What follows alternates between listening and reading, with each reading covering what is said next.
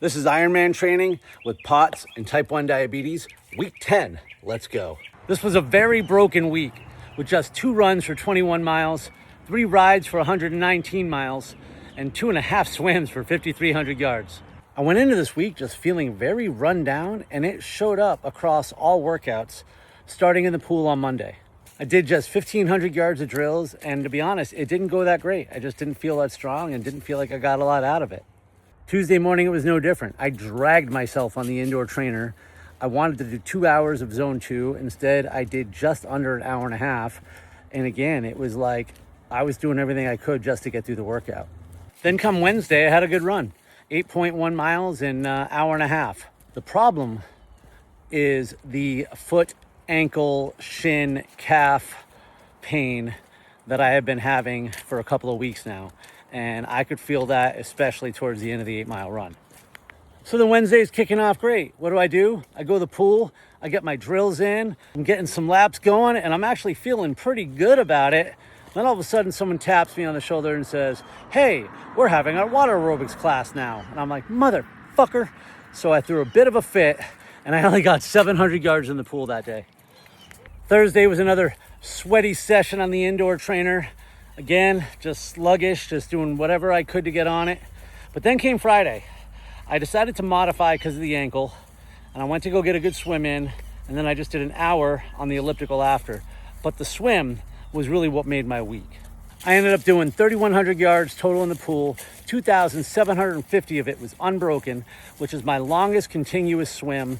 That's a couple weeks in a row where I've been doing over 1.2, almost 1.5 miles of swimming continuous. So it's kind of slow, but I'm starting to feel a lot more confident about getting the distance down. And the thing is, it felt good. I could have kept going. I had several more hundred, if not another 1,000 yards in me.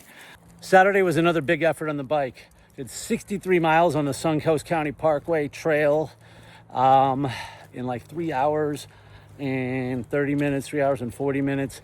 And the way out, the first 30 miles were fairly brutal because I felt like I was into the wind, but I was still moving like high 18, low 19 miles per hour. And then I turned around and saw where the wind was really coming from. And it was between 16 and 17 miles on the way back. So it was a long, humbling effort, but a good one. And then today, I modified again. I went 2.5 hours of running. I did it on the treadmill at the gym, a couple things. I'm run down, and that was a hard effort yesterday with a lot of sweating, and I am terrified of a POTS crash. I had to experience that last summer for about 3-4 days, and it was awful. So I thought it would be a good idea for me to get inside, get in the AC, get where I can make sure I have plenty of water and nutrition. And also, I thought maybe taking some predictable steps on the treadmill might have been a good idea for the ankle. And I think it was till about the last half hour where my legs were just cooked.